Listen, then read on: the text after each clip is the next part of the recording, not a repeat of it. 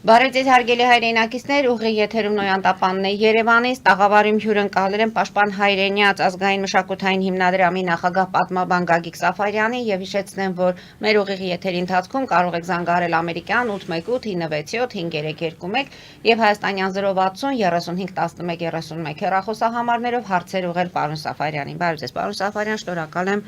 որ Նոյան Տապանի տաղավարում եք։ Նմանապես ես։ Բնականաբար պետք է անդրադառնանք առաջին հերթին Գյումրի եւ Հարաքարի ընտրություններին, ձեր գնահատականը, համոզված եմ, որ հետևել եք թե նախընտրական քարոզարշավին, թե ընտրական բուն գործընթացին եւ ընդհանրապես արդյունքներից գոհ եք թե գոհ չեք։ Բնականաբար, ինչպես ասում են, մեր ժողովուրդը ունի այսպես կրկես գնալու թամաշա անելու մի բնածին հատկանիշ եւ վերջին 10-15 օրվա թիվ 1 խնդիրը հուզող մեր հասարակության մեջ, մեր ժողովրդին տեղական ինքնակառավարման մարմինների այն երկու տարածքներում կայացած ընտրություններն են Գյումրիում եւ Փարաքարում, որը հուզում է մեր ժողովրդին։ Եթե Փարաքարում կարելի է համարել նորմալ ընտրություններ, եթե Փարաքարում կարելի է համարել ընտրություններ այսպես կոչված եմ ասում, զուտ տեղական մակարդակով, տեղական ինքնակառավարման առումով, տեղական տարածքային շահերի, բնակչության տարբեր խնդիրների լուծման, չլուծման, ընդառաջ գնալու ժողովրդին այդ առումով ես համարում եմ կայացած ընտրություններ։ Առավել եւս ընտրությունները Փարաքարի տարածքում եղել են թափանցիկ, մաքուր, եւ պիտի ասեմ, ինչքանով ես տեղյակ եմ, իրազեկված եմ, երկու կողմերից կարելի ասել այդպիսի ինչպես ասում են, ճճացող, աղաղակող անարդարություններ կամ ասենք այլ կարգի անարդար դրսևորումներ չեն եղել, առավել եւս իշխանական լծակները կամ վարչական ներուժը չի օգտագործվել։ Տեսեք, ես ուզում եմ մի սենց նորույթ բացահայտեմ։ 2 ամիս առաջ, երբ որ խոսքը գնում էր Փարաքարում կայանալիք ընտրությունների մասին, քանի որ դուք լավ գիտեք, ես ունեմ որոշակի շրջանակների հետ լավ մարդկային հարաբերություններ, կառավարման, մարզպետ կլինի, նախարար կլինի եւ այլը, իրենք դեռևս ունեին ներքին անթաքույց վրդովմունք, անհանգստություն, տագնապ, որ Լյուդվիգ Գյուլնազարյանի դիրքերը խախոտ են, երերուն են, որ Վալոդիա Գրիգորյանը մեկնարկային, ստարտային առումով ունի առավելություն։ Սա իրենք չէին թաքցնում, ասում էին։ Ես հորդորեցի իրենց, որ դա այդպես էլ պիտի լիներ, որովհետև արդեն չինովնիկական ապարատի հարյուրավոր մարդկանց մեջ արդեն տեղի է ունենում ներքին կոռոզիա, տեղի ունենում ժանգի արագ ձևով տարածում, եւ չինովնիկական առումով, եւ քաշքշոցների առումով, եւ գործից չհասկանալու առումով, եւ խնդիրներին անուշադրություն մատնելու, արամարելու առումով, տեսեք, առնվազն Փարաքարի տարածքում նկատի ունեմ խոշորացված համայնքը, որը ընդգրկում է 8 գյուղեր, սկսած Պտղունքից մինչև Մերձավան այգեկ, առնվազն կային լուրջ խնդիրներ, առողջապահական, կրթական, հարկային, տարբեր կարգի, կադաստրի հետ կապված, տեղական գույքերի հետ կապված, տասնյակ խնդիրներ, դպրոցների հետ կապված, որը պիտի բերեր հասցներ սրան։ Գիտեք, միայն ասֆալտ անելով, ասֆալտ փռելով ցույց տալ, որ մենք գործ ենք անում կամ դպրոց վերանորոգելով, այլևս հնարավոր չէ։ Այլևս չեմ խոսում քաղաքական այն պոռոտախոս երևույթների մասին, նախկինները եւ այլը։ Սա այդ էջը փակում ենք։ Եթե նախկինները այսօր կան, ապա նախկինների ամենամեծ մեղավորը այսօրվա իշխանություններն են։ Թիվ 1 մեծ մեղավորը։ Եվ ես պիտի ասեմ, որ ես շատ լավ ձևով վերաբերվեցի այդ մարդկանց, պատասխանատու մարդկանց մտքերին, որոնք մենք միասին կիսվել էինք, որ ասացին, որ Լուդվիգ Գյուլնազարյանի հնարավորությունները հաղթանակի առումով, հաջողության հասնելու առումով հաղթանակ չասեմ քիչ են։ Վալոդիա Գրիգորյանի հնարավորությունները ավելի շատ են։ Գիտեք, անուն ազգանուններ չեմ ուզում տամ, որովհետև դրա կարիքը չկա։ Եվ տեղի ունեցավ այն, ինչ որ պիտի լիներ, ինչ որ սպասվում էր, այդ էլ տեղի ունեցավ։ Հիմա ես կարծում եմ սրանից պիտի ԿՊ կուսակցություն ասեմ, թե կառավարություն ասեմ, պետք է ուղիղ 180 աստիճանով, ոչ թե 178 աստիճանով, այլ ուղիղ 180 աստիճանով շրջադարձ պիտի կատարի, պիտի անպայման շուռ գա դեպի մեր ժողովուրդը։ Դրա մեջ մտնում է եւ հարկային բեռի թեթևացումը, դրա մեջ մտնում է տեղական ինքնակառավարումը, դրա մեջ մտնում է աղոճապահական խնդիրները, դրա մեջ մտնում է այն տասնյակ հազարավոր խոստումները, որոնք տվել են, բայց մնացել են ձայն բարբարո հանապատի կամ մեղմ ասած թղթի վրա։ Եվ դրա մեջ մտնում է հատկապես պետական ապարատի համանքային աշխատողների ոչ շնորհակալ, ոչ մարդկային պահվածքը, ոչ իրավաչափ պետական աշխատողին հարիր պահվածքը, որը գիտեք, մեծ մասը անցնում է քաղծառայողի մրցույթով, մի մասն էլ անցնում է ոչ քաղծառայողի, այլ ասենք նշանակովի պաշտոններում, ասենք հայեցակարգային, եւ եթե սրա վերաբերյալ այսօրվանից կամ չգիտեմ երկուշաբթի օրվանից չանեն, ես ասում եմ ավելի ծանր վիճակում հայտնվելու է քաղաքացիական պաշտպանությունը հանձինս իր կառավարությանը 2026 թվականի համապետական ընտրությունների ժամանակ։ Պարոն Սաֆարյան, հաստորեն անգործություն, անպատասխանատվություն եւ պորոտախոս մեծ նկատի ունեք Մերձավանի դեպքերն էլ նպաստեցին։ Մերձավանի դեպքերի մեջ Լուդվիգ Գյուլնազարյանին ես պիտի ասեմ մեղադրել, դա սխալ է, բայց անպայման եւ տեղական իշխանության եւ իրավապահ մարմինների կողմից եւ առհասարակ իմանալով որ կա այդ թանջուկը խորքային, այսպես ասած հյուսվածքներ, մետաստազներ ուներ քրեական տարերը, դրա արչևը պիտի վաղուց արչևը փակած լինեին։ Բայց ունեցանք այն ինչ մարդկային զոհ, ունեցանք անիշխանության երևույթներ, ունեցանք կենտրոնական իշխանության թուլություն, ունեցանք բազում խոստումներ, ունեցանք այսպես կոչված ոչ մասնագիտական, ոչ պրոֆեսիոնալ կառավարում տեղական ինքնակառավարման առումով։ Ինչքան էլ այդ օրը լծված լինեի մարզպետը, տարածքային կառավարման նախարարը, որը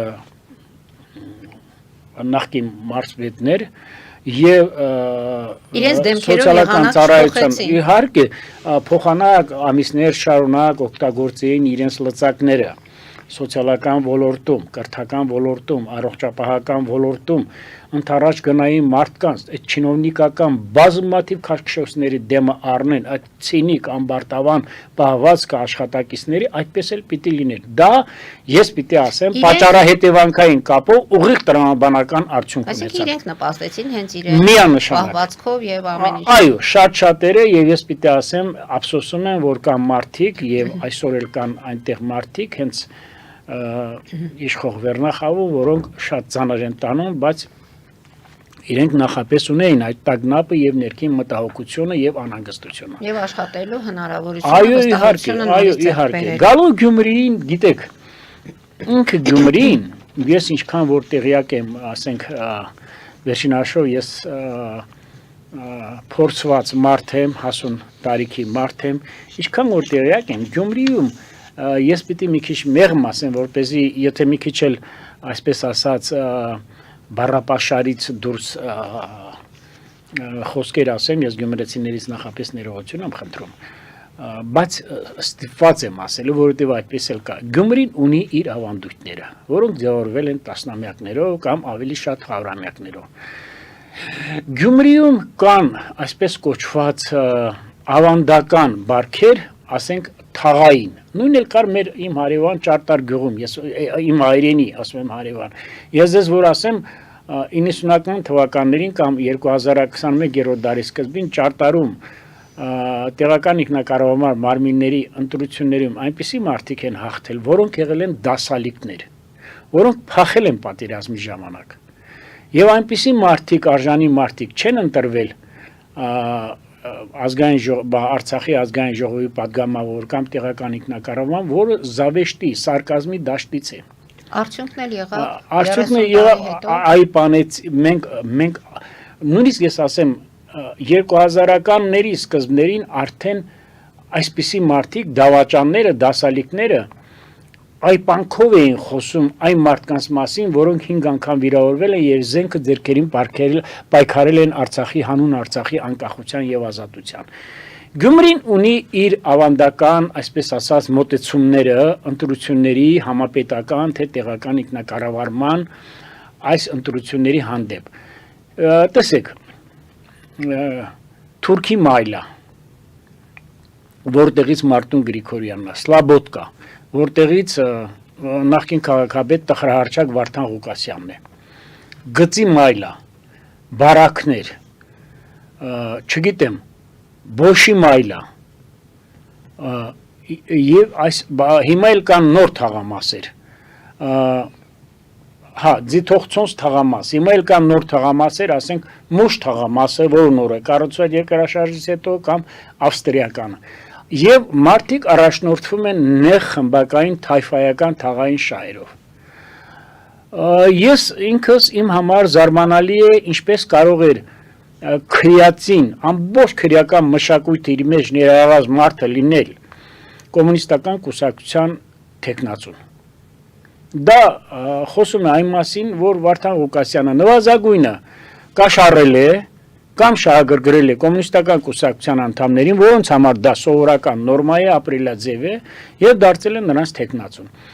Ինչպես կարող է նա լինելով աթեիստ, կոմունիստական կուսակցությունը եւ պաշտպանի մի մարդու, որը կարծեք թե աստվածապաշտ է կամ չգիտեմ աստվածավախ է, որը դա էլ կեղծ է։ Դե որովհետեւ մեր երկրում օլիգարխները, միլիարդատերերը, էժան ճանապարհով, հեշտ ճանապարհով հարստացածները, մարդասպանները կառուցում են եկեղեցիներ եւ ասում են մենք բարեգործներ ենք։ Մարդասպանները Եվ բացի դրանից էլ ընտրություններից հետո էլ մի քիչ առաջանցնեմ ասեմ, թեմի առաջնորդը հայտարարում է, անունը չեմ էլ ուզում տալ, որովհետև զզվում եմ ես պարզապես։ Թեմի առաջնորդը հայտարարում է, որ ես պատրաստ եմ միջնորդ լինելու։ Ընկեր, դուք եկեղեցաշինարարությամբ զբաղվի։ Դու ինչ գործն ես կոմունիստական կուսակցության հետ եւ քրեացին ներկայացուցի հետ, քրեացին թեկնածուի հետ։ Ավելի լավ է դու քո Գյումրիում հայ եկեղեցին զբաղված է պետականության քանդման գործընթացով։ Դա ձեր գնահատականն է։ Ոչ, դա ես ասում եմ 100%-ով։ Խնդիրը չի լինի վարչապետը Նիկոլը կլինի կամ ՔՊ-ն կլինի իշխանության, ներկայումս հայ եկեղեցին թողած իր գործերը, թողած եկեղեցաշինարարությունը, թողած ժողովրդին հոգևոր դաստիարակության խնդիրները զբաղված է պետականաքանդությամբ եւ դավադրությամբ։ Մեկ այլ բան, ես Ռուսաստանից ներդրումներ կբերեմ 102-րդ բազան եւ այլ։ Նույն օր իրավապահ մարմինները պիտի այդ տեխնացուի հանդեպ հարուցեն քրեական գործ ու ձերբակալեն, որովհետեւ դա մեր պետության շահերին դեմ է։ Դա գնում է նրան, որ տեղի է ունենում պետության դեմ դավադրություն։ Այլ բաներ են հայտարարում, գիտեք, մենք կգնանք նրանց մոտ Ուղղաթիռով կամ Ուղղաթիռով Ղարաբաղի քաղաքական ղեկավարությունը հարուցված են, դա այնպես չի, որ Վարդան Ղուկասյանը հստանալու Ուղղաթիռով Ղարաբաղի քաղաքական ղեկավարությունն էլ գնաց ռուսական ռազմաբազա ուղղաթիռով եւ որ պիտի գար Երևան եւ տեսանք ինչ ճակատագիր էր դրանց սպասում։ Այո, Վարդան Ղուկասյանի հանդեպ կան հարուցված քրեական գործեր եւ այդ քրեական գործերը մինչեւ վերջին շունչը պիտի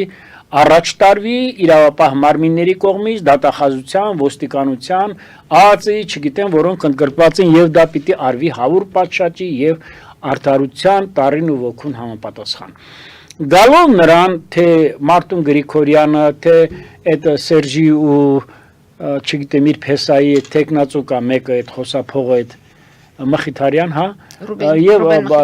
եւ միասնական տեխնացուն, որը էլի ձայները հավաքել եւ այլը, գիտեք, նրանք օր առաջ քնում վեր են կենում, որպեսզի տապալեն օրվա իշխանությունը։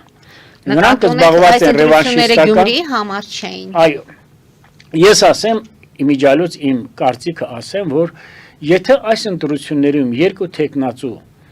իրենց պահել են մարդավայել եւ աշխատել են գոնե չխախտեն այդ սկզբունքները ընտրությունների հետ կապված կարգու կանոնը, մարդկային նորմերը եւ այլ, ապա դա Սարիկ Մինասյանն եղել եւ ուրեմն Լևոն Բարսեղյանը։ Միայն այդ երկուսը։ Լևոն Բարսեղյանը ինչու չկարողացավ հավաքել Տեսեք, միավորներ։ ես ասեմ հետեւյալը։ Իրանք օթերով են թռնում։ Այս Եվրաքվե կամ Եվրոմիությանը եւ այլը ուղղությունը եւ այլը ինքը ինչ որտեղ ողջունելի է, բայց ես պիտի ասեմ դա դեռևս շատ խախուտ է հողի մեջ գետնի վրա նրանք չունեն մոտիկ են կամ շատ մոտիկ ոչ գետնի վրա նրանք չունեն այն հնարավորությունները եւ այդ խոստումներն էլ հավուրու պատշատի համոզմունք չի առաջացնում մեր ժողովրդի մեջ նույնն էլ դա լինելու է եթե դուք համոզված ես հիմա այն գլխանցը ձեզ ասում եմ կներեք ի սկզբանե ի վերուստ ասում եմ որ 300,000 մարդ չի գնա քվեարկի Եվրոմիությանը միանալու համար քանի որ այդ շարժումը իր ներկայացուցիչներով ի վիճակի չի տանելու հանգեցնելու վերջնական հաջողության բացի դրանից էլ ասացի որ Գյումրիում ավելի շատ ինչ մթնոլորտ էր տիրում քրյացին մթնոլորտ էր տիրում տեսեք նախկին մարդասպանը Էլի մարդասպաններ, ապա այդ մարդասպանի տեղը պետք է լիներ համապատասխան։ Գյումրին վարչապետը ասում է 400 միլիոն ապօրինի դոլարին համարժեք ապօրինի գումար մտել է տեղական ինքնակառավարման ընտրությունների շրջանառության մեջ։ Ես ուղղակի ապշում եմ վարչապետը սա փաստորեն հայտարարություն է անում, հանցավորության մասին հաղորդում է տալիս։ Դրանով պիտի անպայման զբաղվեր դատախազությունը։ Դրանով պիտի անպայման զբաղվեր ներքին գործերի նախարարությունը, ոստիկանությունը եւ ազգային անվտանգության ծառայությունը կամ եթե պաշտոնյաներ են հակակոռուպցիան կոմիտեն իր կոմպետենտության, չէ իրավասության շրջանակներում։ Ինչ ելք է լինելու Գյումրիում քանի որ շատ կարող են խոսալ, ես ինքս էլ շատ ցածր եմ համարում իմ արժանինքներից գուցե շատ խոսենք, բայց հիմա հասկանանք ինչու ժողովուրդը տվեց հենց իր ձայները։ Գուցե այստեղ խնդիրը նրանում է, որ տնտեսվարողներ էին աշխատավայրեր։ Ասեմ ինչու համար։ Հայաստանի Հանրապետության կառավարությունը ոչ միայն կաղում է, այլ պիտի ասեմ ոտքը կտրած է շատ հարցեր լուծելու առումով։ Սկզբունքային առումով Գյումրիի հանդեպ շատ քիչ գործ կատարեց։ Արդարադատության առումով շատ քիչ գործ կատարեց։ Սոցիալական հավասարության առումով շատ քիչ գործ կատարեց։ Եվ այս ամեն ինչը բերում է այն համոզմանը, որ կառավարությունը շատ թույլ է։ Եվ սոցիալական խնդիրների լուծման առումով եւ արդարադատության առումով։ Եվ պիտի նաեւ ես ասեմ, որ նաեւ կա նաեւ սպეციფიկ առանձնահատկություն, դե տեսեք ինքը նույն Վարդան Ղուկասյանը 2000-ական թվականներին իրեն ասում են, ինչպես ասում են, չէ, դա ծովոցնկներից էր տալիս իր գագաթնակետին էր, սակայն հիմա էլ պակաս չէ։ 8 թվականին եւ Սերժից հետո ընտրվեց եւ 13 թվականից երկու անգամ նա համապետական ընտրություններում իր խոստացածը չարեց, նույնիսկ դրա կեսը չարեց։ Նախագահական ընտրություններում եւ պատճառը այդ եղավ որ նրան հանեցին այդ գործից եւ բերեցին ոչ պակաս անփառունակ Բալասանյանին եւ ես սա եմ ասում այս թայֆայական մոտեցումը Գյումրիում միշտ բուն դրած է եղել բացի դրանից ես պիտի ասեմ որ տրագեդիա սարքել չեմ կարող ասել որովհետեւ Սարիկ Մինասյանը հավաքեց ավելի քան 36% ձայն ես սա համարում եմ նորմալ Եվ հիմա 4-ից 5-ով պետք է միանա եւ գիտեք ես չեմ ուզում գուշակություններով կամ մարգարեություններով զբաղվեմ իմ խորին համոզմամբ կամ Գյումրիում լինելու է այս ընտրությունները չեղարկվելու է կամ Սարիկ Մինասյանը կամ ԿՊ-ից որևէ տեխնացու նախկին ավականու կազմից շարունակելու է մնալ պաշտոնակատար նշանակվելու է նոր ընտրություններ Կամ հույս ունեմ, որ եւ Գրիգորյանի կողմնակիցները եւ Ղուկասյանի կողմնակիցները, որովհետեւ զարգացումները տանելու են նրան, որ անպայման կառավարությունը, ինչպես ասում են, առաջ է տանելու քրեացին կամ քրեական գործերի այդ ամբողջ գործողությունները առաջ է տանելու, մեղադրանքները առաջադրելու շատ-շատերի հանդեպ եւ այդ ավականիների ցանկը դառնալու են ինքնուրույն լուծարվելու է, այսինքն այդ լուծարվելու է եւ նրանք գնալու են քվեարկության կամ ավագանու նիստին ըստ իրենց ցանկության։ Եվ այստեղ է որ 4 կամ 5 քվե ստանալը Սարիկ Մինասյանի համար սարերի հետևում չի։ Սա իմ համար իմ կռահումների մեջ ավելի ընդունելի տարբերակն է։ Երկրորդ տարբերակը այն է, որ ավագանին նիստ է գումարելու չի կարողանալու ընտրի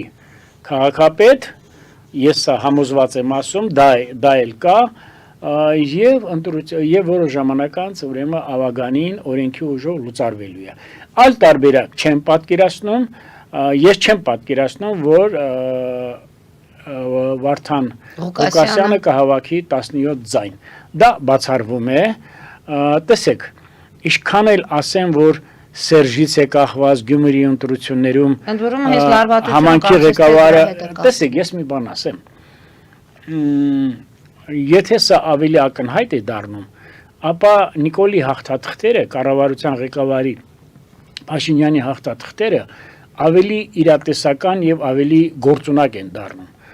որովհետեւ եթե մինչեւ այսօր Ռոբերտ Քոչարյանը եւ Սերժ Սարգսյանը չեն գտնում զնդանում, բանտում, չեն գտնում ճաղիրի հետևում,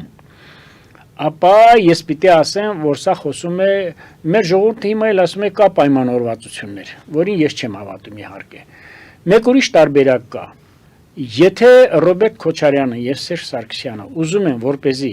քաղաքացիական պայմանագիրը եւ այս ընտրություններում եւ 26 թվականին ակնկալվի համապետական ընտրություններում պարտություն կրի, ապա նրանք պիտի մտնեն մի բնակարան եւ իրենց ձեռքով, իրենց բանալիով փակեն դուռը եւ այնտեղից դուրս չգան։ Իսկ ավելի հավանական եւ ավելի ճիշտ տարբերակը, որ մեր ժողովրդի վստահության քվեն ստանա, միանշանակ ես վարչապետին հորդորում եմ օր առաջ նա կարող է առանց որևէ քրեական գործ հարուցելու Սերժ Սարգսյանին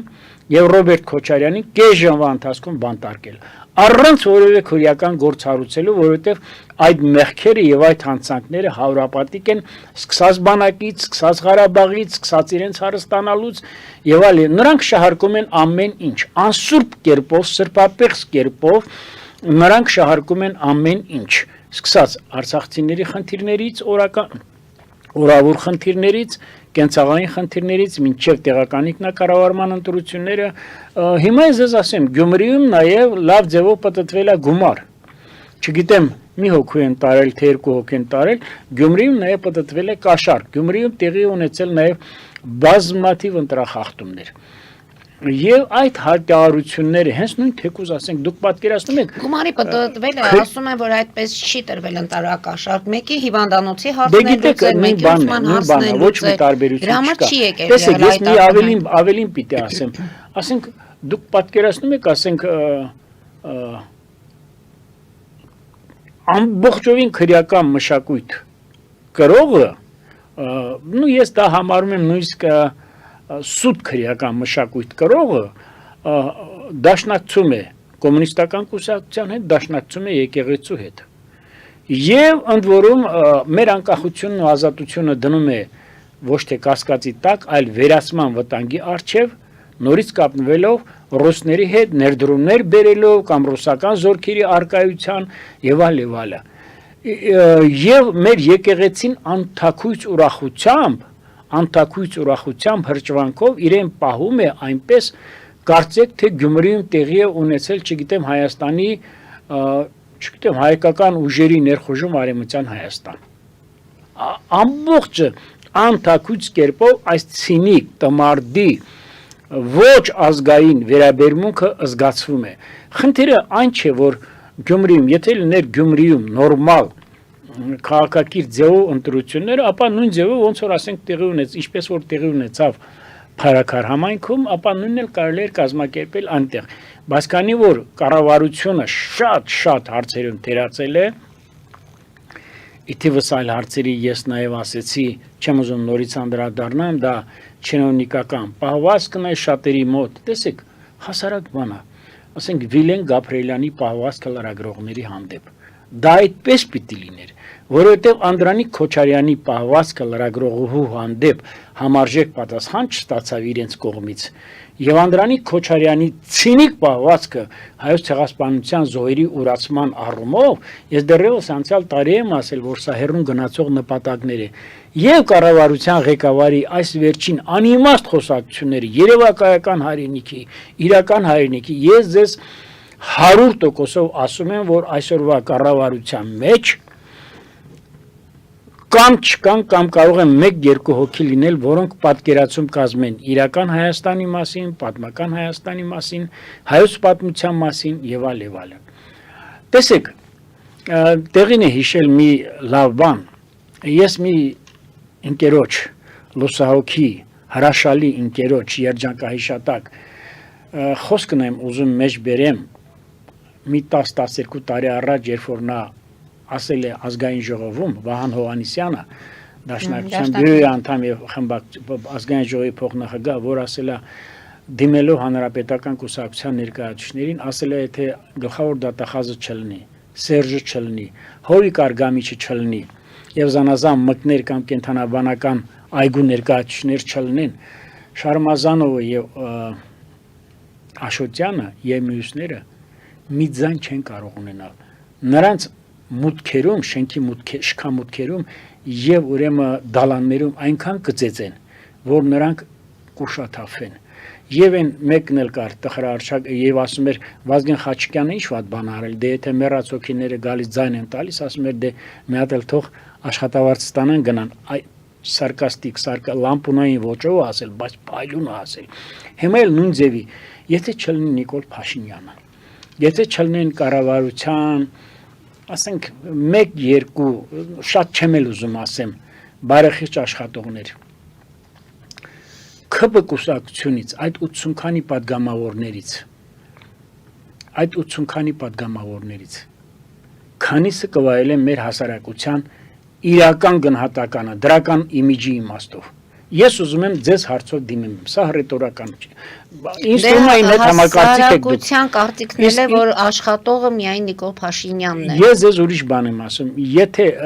կուսակցություն, որը հենված է ընդամենը մեկ մարդու սկզբունքների, դա հանրության կարծիքն է։ Այո, եւ եթե այսօր, եթե նավակ ճոճողը պատասխան է տվել, եթե ոչխարագողությամբ զբաղվող Հովիկ Աղազարյանը պատասխան է տվել կամ ազգային ժողովի օրենսդրական գործունեությունը թողած զբաղվել, չգիտեմ, ԱՊԶ քաղաքապետարանից կորզելով, խնդրելով կամ զբաղվել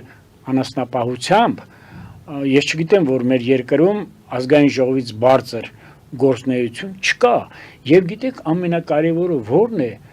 որ նույնիսկ ՔՊ մոռացել է, որ մեր երկիրը խորհրդարանական երկիր է։ Մեր երկրում օրենսդիր իշխանությունը բարձր է գործադիր իշխանությունից։ Մեր երկրի օրենսդիր իշխանությունն է ձևավորում գործադիր իշխանությունը։ Ես չգիտեմ, մարդիկ առաջնորդում են այդ սկզբունքով թե չէ։ Վերջերս տեղի ունեցավ անհայտ կորածների ծնողների հանդիպումը ազգային ժողովում, որտեղ շատ լարված էր ներկա են գտնվել եւ ԱԱԾ-ի տնօրենը, պաշտպանության փոխնախարարը, եւ ես պիտի ասեմ, ի պատիվ Ալեն Սիմոնյանի կարողացավ խուսափել այդ լարվածության կուլմինացիայից եւ նա նույնիսկ չթույլատրեց, որպեսզի Անդրանիկ Քոչարյանը բերանը բացի եւ շատ ճիշտ արեց։ Գիտեք, ցինիզմը,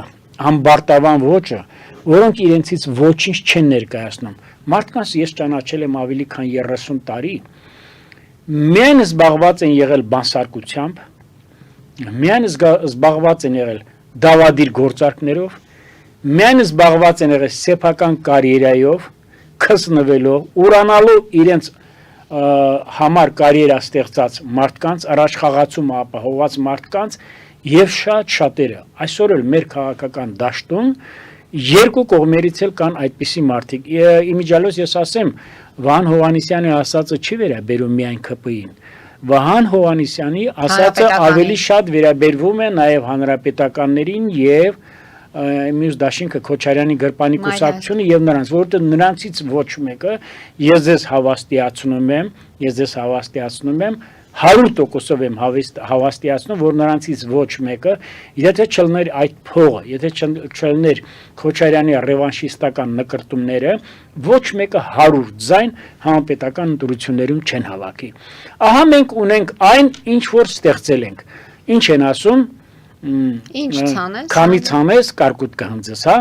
Այդպեսի մի բան կա։ Այս է պատճառը հետևանքային կապով, քանի ուշ չի, ես չգիտեմ ուշ է թե չէ, որովհետև ասացի գուշակությունները եւ մարգարեությունները դա իմ մասնագիտությունից չեմ զբաղվում, անպայման պիտի ԿՊ-ն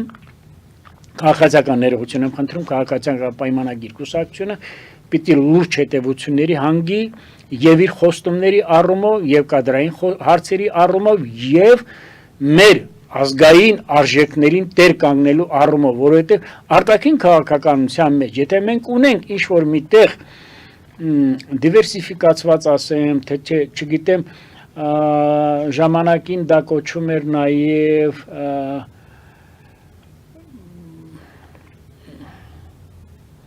Վարդան Օսկանյանի կոմպլեմենտար ասեմ եւ այլ, ես դա չեմ ուզում ասեմ։ Տարբերակված քաղաքականության մեջ մենք կարող ենք հասնել հաջողությունների միայն մի պայմանով օրեցօր մեր բանակի մարտունակությունը ամրապնդելով եւ ունենալով դիվանագիտության մեջ լուրջ հաջողություններ, սակայն ես պիտի ասեմ, որ այսօր Ալիևը ելնում է մի սկզբունքից։ Նա ամեն օր հաշվում է Նիկոլ Փաշինյանի ատամները եւ Նիկոլ Փաշինյանը անդադ կուլ է գնում Ալիևի սադրիչ հայտարարություններին, հոխորտանքներին։ Ընդ որում արդեն հայտարարում է, որ գնդակը Հայաստանի դաշտում է Գերմանիայի դա այդպես պիտի լիներ, տեսեք, դուք լավ գիտեք, որ ես 4 տարուց ավել անընդհատ շեշտում եմ, կրկնում եմ, որ Ադրբեջանի ղեկավարությունը եւ ինքը Ադրբեջանը չի համարվում ներկա պայմաններում պայմանագրաունակ երկիր դեպի խաղաղության հասնող միջազգային չափորոշիչներով չի դավանում այն սկզբունքներին, որը տանում է դեպի տարածաշրջանում կայուն խաղաղության հաստատման եւ երկրների սահմանների անվտանգության ապահովմանը։ Իմիջիալոց ես ասեմ, ես կարծում եմ Արցախի թեմայով հարց կտակ, երևի ես անպայման կասեմ, տեսեք, Հայաստանի Հանրապետության ղեկավարությունը դեռևս չի հասկանում, որ դեռևս սկսած 90 թվականից 1990 թվականից Հայաստանի Հանրապետությունը Ադրբեջանի Հանրապետության հանդեպ տարածքային ոչ մի պահանջ չի ունեցել։ Խնդիրը եղել է Արցախայությանը եւ այդ կոնֆլիկտը, որը ստեղծվել է, որի հիմքում կա ավելի քան 300 տարվա պատմություն, սկսած 18-րդ դարի կեսերից, այդ կոնֆլիկտը հասել է իր գագաթնակետին 1988 թվականին, բայց դու կանգնես, ասես, որ խաղաղություն բերելու համար մենք պետք է մոռացության տանք Արցախյան շարժումը, դա ես հստակ ասում եմ, մեղմ եմ ասում, դա նրան չի հաջողվելու։ Ինչքան էլ Ազատության հրապարակում հայտնվեն մարդիկ, որոնք փորձեն մեր պետականությունը թուլացնեն, ինչ խոսք այդել կա, փորձեն կրակից մեր անմեղ ժողովրդի ձեռքերով կրակից շագանակներ հանեն, որովհետև նրանք այդ արժի համակարգի կրողները չեն։ Բոլորին կարող են մեկիկ թվարկել։ Մեկի վրա մի քանի 100,000 վարկ կա, չի փակել, մեկի ամուսին եղել է Լևոնի ժամանակ ազգային ժողովի падգամավոր, ստորաքաշ ձևով տարել են օրվա իշխանությունների բոլոր հրահանգները, բոլոր պատվերները, մի տասնյակ հոգի, չգիտեմ, ռուսական մինչև այսօր ես Ղարաբաղցիների մեջ ունենալով մի քանի հազար ընկերներ, իրենց երեսին ասում եմ, ամոթ ձեզ, որ ռուսական ստրկահաճո բարքեր եք դավանում։ Եվ այսօր շարունակում են նույն ձևի։ Եվ դա նրանց չի հաջողվելու։ Գիտեք, այդքանը դաշ չեղավ, որ տեսնեն մեր երկրում ինչ է կատարում։ Այդքանը դաշ չեղավ, որ չհամոզվեն, որ երկու ճակերտավոր չընտրված նախագահներ եւ բանակի, եւ բյուջեի ամբողջ գումարները կամուն տվեցին եւ այսօր կառավարությունից պահանջում են այդ գումարները, կարծում եմ այդ հարցին ես կանդրադառնամ, իհարկե այդ 40-10 եւ այլ սոցիալական խնդիրներ դա ամենևին չի թեթևացնում կառավարության պատասխանատվությունը։ Եվ դրա մասին կարծում եմ մենք խոսենք։ Պարոն Սաֆարյան, քանի որ զանգ ունենք, լսենք մեր հերոստատիտողին, որից հետո ես կշարունակեմ իմ հարցերը։ Լսում ենք ձեզ, դուք եթերում եք։ Բարև ձեզ Տիկին Պետրոսյան, բարև ձեզ պարոն Սաֆարյան, ողջունում ձեզ նույնտապանի եթերում, նախ Տիկին հաղորդավարուի կուզենայի մի դիտարկում անել, որոշ զանգարողներ նկատել եմ զանգարում են եւ եթերով մեղադրում այս կամ այն հերոստատիտողին ադրբեջանցի լինելու մեջ Այո, ասեմ պարզապես այդ մարդկանց առողջության համար, որպեսզի սրտի կաթված չստանա, որտեղ այդպես է թվում։ Ես չգիտեմ որևէ հերոստատիտող, որը ադրբեջանցի է, բոլորին ինչքանով գիտեմ հայերեն, այդ գաղափարը, որ եթե կարծիք է հայտնում ադրբեջանցի է, ցավոք տարածված է որոշ շրջանակներում, դա պարզապես գիտություն է, եւ նոյան տապանը պետք է ինչ-որ մեկը ասի այդ մարդկանց, նոյան տապանը իրավունք ունի լսելու ում ուզենա Եվ դա նրանց իրավունքը չէ, եւ նույն տապանը նաեւ պետք է հասկացնի այդ մարդկանց, որ նրանք չեն կարող պարզապես անգարել, այո։ Եվ պարոն Սաֆարյան, անցնելով Գյումրու ընտրություններին, ես ուզում եի ձեզ եւ Կոմկուսի հաղթանակ հետ կապված այսի հարցերի ունենալու ձեր կարծիքը ես քաջազանոթ եմ մեր պատմությանը եւ կարծեք պատմությունը կրկնում է 100 տարի առաջ արևմուտքը մեզնից երես տեկեց եւ մենք մեզնից միգուցե անկախ կամ մեզ որոշ մասնակցությամբ անցանք Ռուսաստանի կողմը այսինքն Կոմկուսի բոլշևիկների կողմը ես պատմել եմ նույնտապանում Վիլսոնի այդ հայտնի նամակի մասին 2 ամիս իրավաճառությունից հետո երբ նա փաստորեն երես է թեքում Հայաստանի Լավ, ձեր հարցը խնդրում եմ որ հասցենք պատասխանել, ժամանակը քիչ է։ Okay, Գյումրիում հաղթեց Կոմկուսը, այսինքն չհաղթեց, բայց երկրորդ տեղ բանարեց։ Չեք կարծում, որ սա մեծ վտանգ է Հայաստանի համար, որտեղ եթե հաջորդ տարի ենթադրենք նման ձևով հայ ժողովուրդը կամ ընտրողները իրանց դրսևորեն եւ եթե Կոմկուսին ենթադրենք տան որոշ ձայներ ես ասում ես ապրել եմ 30 տարի ԱՄՆ-ում եւ ԱՄՆ-ում օրինակ ալերգիա ունեն Կոմկուսից Եվրոպայում նույնպես ես համոզված եմ աշխարհին ինչ մեսեջ են ուղարկելու պարզապես աշխարհը երես կթեքի Հայաստանից այն դեպքում եւ Եվրոպան է այսօր օգնում Հայաստանի պահպանելու իր սահմանները արևմուտքն է օգնում եւ ոչ Ռուսաստանը ձեր կարծիքով արդյոք եւ սա նաեւ ուղերձ է հայ ժողովրդին Հայաստանի հասարակությանը որ եթե դուք նման ձևով ընտրություն կատարեք ապա աշխարհը կարող է երես տեկել ձեզանից ինչ կարծիք եք դուք պարոն Սաֆարյան Շնորհակալ եմ զանգի համար Շատ կարճ պատասխանեմ եթե Գյումրիում դառնում է Վարդան Ղուկասյանը համանքի ղեկավար քաղաքապետ դա կլինի կորցանարար գյումրեցիների համար առաջերտին Դա չի լինի իհարկե կոմունիստական կուսակցության ռեանիմացիա, վերակենդանեցում, դա բացառվում է, որովհետև ասենք կրիմինալը օգտագործել է կաշառքով, առաջադրվել է թեկնածու։ Հայաստանի Հանրապետությունում կոմունիստների վերադարձի քամբեքի նախադրյալներ չկան։ Ինչ խոսք 20-րդ դարի 20-ական թվականներին մեր ժողովուրդը գնաց այդ ճանապարհով չընտրելով Սարդարապետը ընտրեց Կարսի եւ Մոսկվայի ստորացուցիչ պայմանագրերը։ Ամբողջ խնդիրը սա է եւ ես պիտի ասեմ որ եւ Վարդան Ղուկասյանի եւ Մարտուն Գրիգորյանի եւ Ռուբեն Մխիթարյանի եւ այն դե տալենտրանքը բան այդ Սուրեն Սուրենյանի կուսակցությունը դες լուրջ չեմ համարում դրանց թիկունքում կանգնած են հակապետական ուժեր որոնք ուղղորդվում են օտար երկրների կողմից Եվ որոնց թիկունքում կանգնած են բացարձակ կերպով հայտարարում եմ Ռոբերտ Քոչարյանը եւ Սերժ Սարգսյանը։ Կոմունիստական կուսակցությունը ունի կորցանարար մոտեցում մեր պետականության հանդեպ, այլ բան չեմ ուզում ասել։ Գյումրու ընտրություններին պետք է հետևենք փաստորեն զարգացումներին, պարոն Ես ասացի, որ կա երկու տարբերակ կամ ինքնուրույն կերպով գնալու են Ավագանին ընտրությունների, որտեղ հաղթելու է Սարիկ Մինասյանը կամ 1-2 անգամ Ավագանին իր կողմից չի կարողանալու համանքի ղեկավար ընտրվի եւ առաջադրվի եւ տեղի ունենալու նոր ընտրություններ լուծարվելու է Ավագանին եւ կառավարությունը նշանակելու է համանքի ղեկավարի պարտականությունները կատարող մինչեւ նոր ընտրությունները։ Նորից նոր ընտրություններ։ Այլ տարբերակ ես չեմ պատկերացնում, որովհետեւ չեմ կարծում թե Մարտուն Գրիգորյանի անցյալը եւ նրա մոտեցումը այս կլանները միմյանց հանդեպ չեմ կարծում թե կգնան այնպիսի խաղաղ ճանապարհով գիտեք Գյումրին ղեկավարելը Վարդան Ղուկասյանը համարում է Եվ ինչ է նշանակում Վարդան Ղուկասյանի հաղթանակ, 20%-ը դա հաղթանակ չի, եթե վերցնում ես 18-19% ընդհանուր Գյումրվա բնակչության, 10%-ը, 9-ից 10%-ը, եւ ինչ է նշանակում Վարդան Ղուկասյանի կողմից ես ինքը այդ Ես արկել եմ, ես տվել եմ աշխատանքները եւ մեր եկեղեցու կողմից այդ ամենը համարվում է որպես ասենց անգլերեն մի տերմին կա, որը կոչվում է divine right, աստվածային իրավունք, դա է ձեր աստվածային իրավունքը, դա է ձեր ոնց որ ասենք Ղարաբաղի հետ կապված ցանկացած խոսակցություն, երբ որ ակնահաճո եւ ունկահաճո չէր լինում Քոչարյանի եւ Սերժին, դրանք համարում են դավաճաններ, որովհետեւ իրանց համար Ղարաբաղի կառավարումը եւ Թալանից օգտվելը համարվում էր, դարձյալ անգլերեն ասեմ, կոչվում էր night of first right, առաջին գիշերվա իրավունք, եւ մենք հասանք այսօրվան։ Հետևենք զարգացումներին, ինչ կտեղի կունենա եւ անցնենք փաստորեն Արցախահայություն անհանգիստ է ապրիլի 1-ից 40 գումարած 10 այդ օգնությունները փաստորեն կառավարությունը որոշեց կրճատել եւ Նարեկ Մկրտչյանը պարզ ասաց, որ նրանք էլ պետք է Հայաստանի Հանրապետության ժողովրդի նման աշխատեն, ստեղծեն, մի խոսքով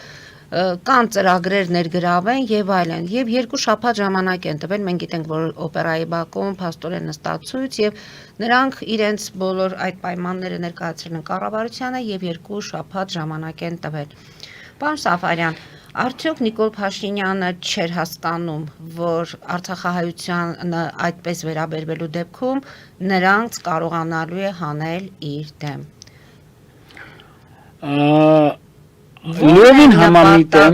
Լիոնին համամիտեմ Արցախահայության առաջ քաշած պահանջներին։ Պահանջները արդարացի են։ Ես ճիշտն ասած չեմ կարող ասել, որ Նարեկ Մկրտչյանը նախարարը այդ խոսքը ասել է կշարադատված կերպով, որովհետև գիտեք ինչ կա, աշխատանքն էլ համարվում է մարդու իրավունք, բայց աշխատելու համար պիտի նաև Արցախահայերի համար ստեղծել արտոնյալ պայմաններ աշխատանքի համար, թեկուզ մի քանի տարի ուսման վարձերի փոխհատուցում, առողջապահական խնդիրների լուծում, բնակարանային, հարկային պարտավորությունների թեթևացում եւ սա պիտի լինի համալիր ծրագիր, սակայն ես համոզված չեմ, որ այսօրվա կառավարության մեջ կան մարդիկ, որոնք այսքանը գիտակցում են։ Եվ որպես եւ որպես քաղաքացի, եւ որպես պետական գործիչներ եւ այլ։ Կան մարդիկ, որոնք նաեւ գիտակցում են ինչ խոսք։ Դրա մասին երկու կարծիք լինել չի կարող, հատկապես բնակարանաշինարարության հետ կապված, ես գիտեմ նախարարներ, որոնք շատ փայլուն կերպով կառավարության փակ նիստերում նախարարների ինչ են ասում կոմիտեի նիստերի ժամանակ բարձրացրել են շատ ցավոտ հարցեր եւ ասել են ավելի լավ։ Ընդ որում համայնքը պահպանել են ուզում արցախցիները նաեւ ոչ միայն այդ համայնքը, որովհետեւ ասում եմ Արցախը մեր ժողովրդի վերջին գենոդարանն է։ Ես դա ասում եմ որպես աքսիոմատիկ դրույթ։ Գալու հանրահավաքին գիտեք այդ պորտկումը պիտի լիներ։ Տեսեք 3 տարի առաջ նույն Սամվել Բաբայանը, նույն շատերը, չգիտեմ նույն Եվլախ մեկնողները, չէ, գնում էին որպեսզի ինչ անեին, համակերպեին որպեսզի Արցախը եւ Արցախի բնակչությունը մնար Ադրբեջանի կազմում։ Այսինքն Արցախը եւ Ադրբեջան եւ Արցախի բնակչությունը Ադրբեջանի կազմում մնալը դա նույն բանն է, այն ինչ որ մեր ներկայացուցիչների հետ կատարվում է Բաքվում, դատավարության տեսքով, ոչ ավել, ոչ պակաս։ Նույն բան 120,000 գերիները ունենալու Ադրբեջանը ռազմաքաղաքական եւ բոլորին կանչելու է դատի։ Եվ բոլորին լիովին ունեզրկելու է։ Այդ օպերացիան, հատուկ օպերացիան, որը կոչվում էր տերորիստների դեմ պայքարի եւ Ադրբեջանի տարածքային ամբողջականության պահպանման ուղղված հակահադեկչական գործողություն Հայաստանի Հանրապետությունը նայեց ուշով եւ ոչ մի քայլ չձեռնարկեց։ Ինչու համար։ Նախ Արցախում տեղի ունեցավ դավադրություն պետական հեղաշրջում, Սամվել Շահրամանյանի իշխանության գալը ես համարում եմ պետական դավադրության, պետական իշխանության կողմից պետական իշխանությունը լուծարելու դավադիր կերպով այդ գործարքը սինիստր փլոտը եւ դրանք կատարեցին Սերժ Սարգսյանն ու Ռոբերտ Քոչարյանը, ավելի շարտ Ռոբերտ Քոչարյանը, որովհետև նրանք ամեն օր կապի մեջ էին Բակո Սահակյանի հետ, Արկադի Ղուկասյանի հետ, էլի տարբեր մարդկանց հետ չեմ ուզում ասեմ։ 2022 թվականի դեկտեմբերի 2-ին ես իմ դստեր հետ գտնում եմ Ստեփանակերտում։ Փակվեց ճանապարհը 3-ի առավոտյան։ Մենք 4-ին վերադարձանք, մի քանի ժամով փակվեց։ Կարծեմ էկոլոգների, չէ, բնապահպանների եւ այլը առաջ քաշած թեզերը դրոմբոնի, կաշենի, հանքերի շահագործումը, շրջակա միջավայրի աղտոտվածության առումով շատ մեծ բեռ է եւ այլը։ Ես այն ժամանակ առաջ քաշեցի մի քանի խնդիրներ, որը արժանության չգտավ ոչ մի տեղ պետական ղեկավարման մարմիններում։ 2022 թվականի դեկտեմբերի 12-ին ընդմիշտ փակվեց այդ ճանապարհը։ Եվ ինչ եք կարծում։ Եթե ասում են ծուռ նստենք, շիտակ զրուցենք, ինչ եք կարծում։ Բա այդ բանակը այլևս ինչեր գոյատևում այնտեղ։ Այդ բանակը ինչ որ մի քանի 100 միլիարդ դրամ աշխատավարձ ստանում։ Եթե նա չէր կարող իրականացնել ճանապարհի անվտանգ երթևեկությունը, որը որ հաստատված էր նոյեմբերի 9-ի տխրահարճակ եռակողմ հայտարարությամբ։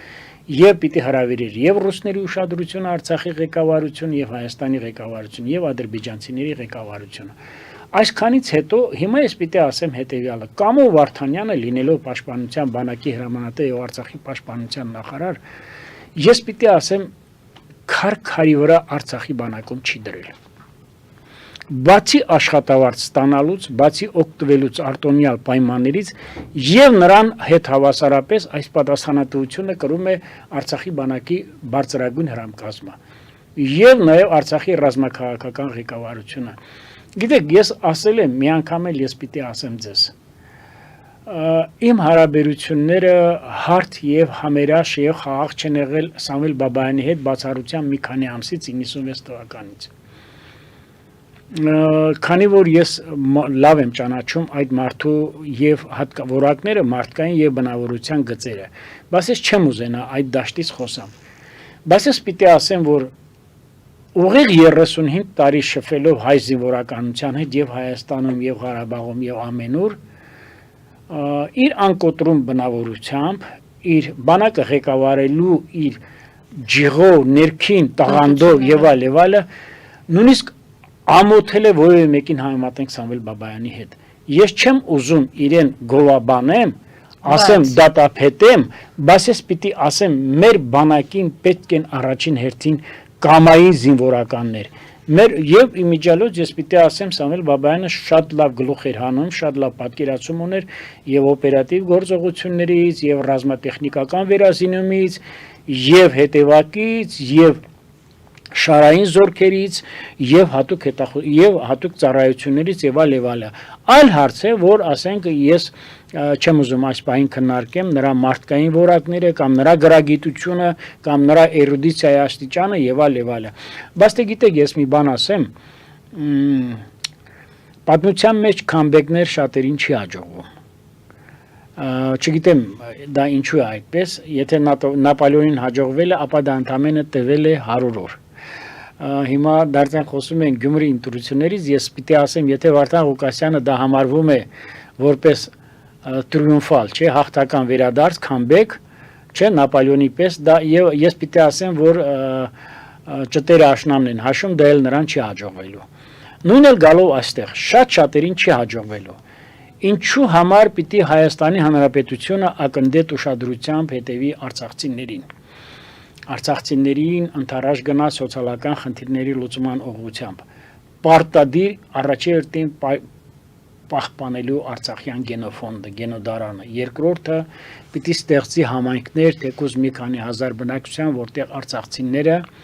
իրար հետ կարողանան իրենց ավանդույթներով, իրենց կենցաղով, իրենց ուրեմն դավանանքով, իրենց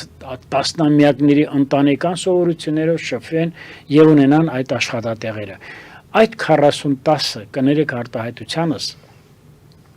այդ 40-10,000-ը, հա, հիմա ես իմ հարցս ուզում եմ ուղղեմ Նարեկ Մկրտչյանին եւ ակնկալում եմ նաեւ պատասխան, ինչքան էլ ես իրեն հարգեմ։ Ինչ եք կարծում, այդ 40-10-ը փոշիանում է, թե մենք պահպանում ենք մեր ժողովրդի մի մեծ հատվածին։ թե մենք շարունակում ենք բնակարանությունը, թե այս ժողովուրդը հետագայում մենք ափսոսալու ենք։ Այս 40-10-ն է փոշի ածել, թե անիվ ծրագրով 25 միլիարդ դրամը, որի հոգաբարձուների խորհրդի նախագահը եղել է Տիգրան Ավինյանը, եւ կարծեմ հիմա էլ քրեական գործ են հարուցում։ Իսկ ինչու պիտի հարուցվի, իսկ ինչու պիտի չհարուցվի, իսկ ինչու պիտի չհարուցվի, եթե նրա ոչ պակաս տխրահարչակ հայրը,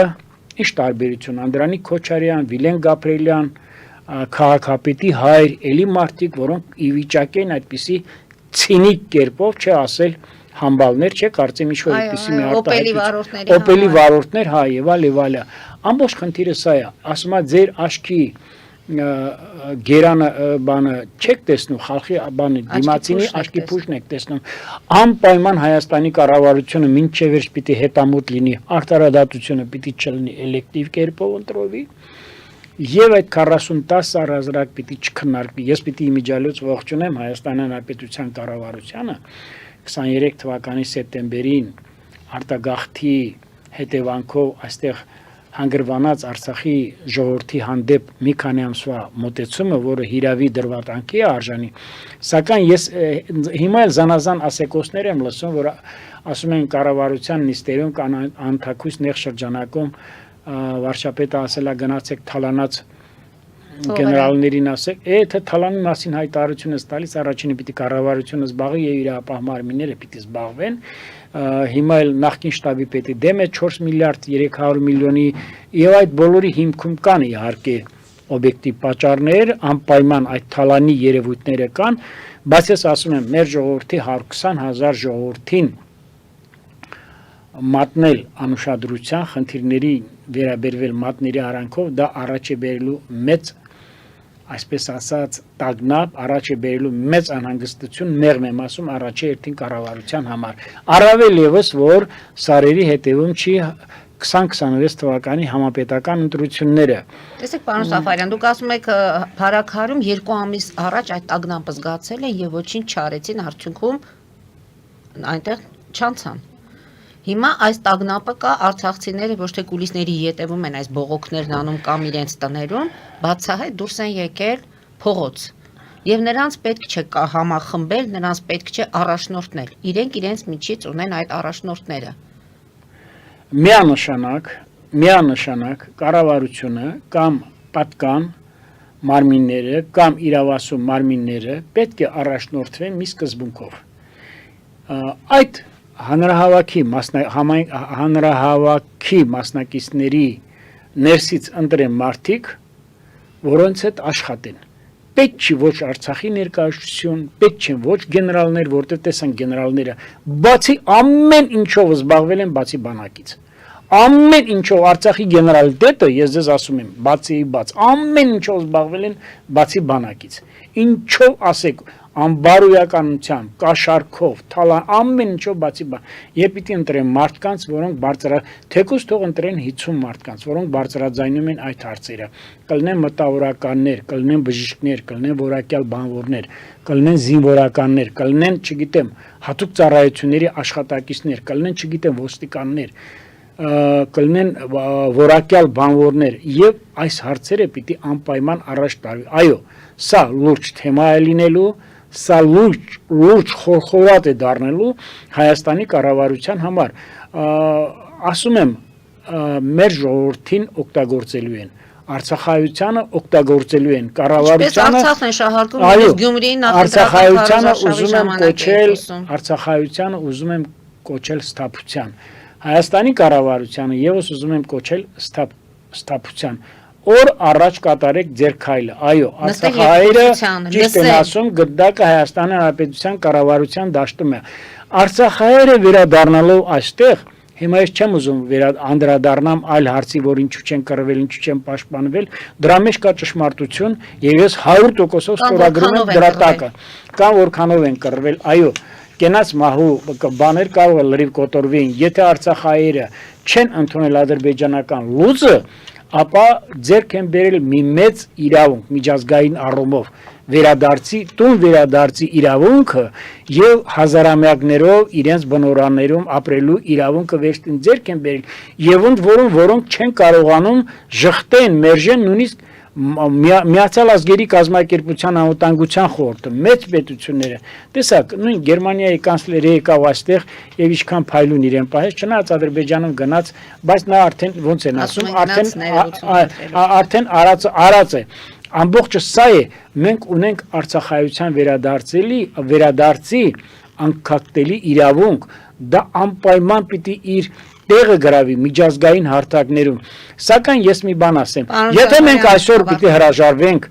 մեր պատմական հայրենիքից եթե մենք այսօր պիտի հրաժարվենք ցեղասպանությունից եթե մենք այսօր պիտի ցեղասպանությունից մենք չենք կարող հրաժարվել եթե ուզենանք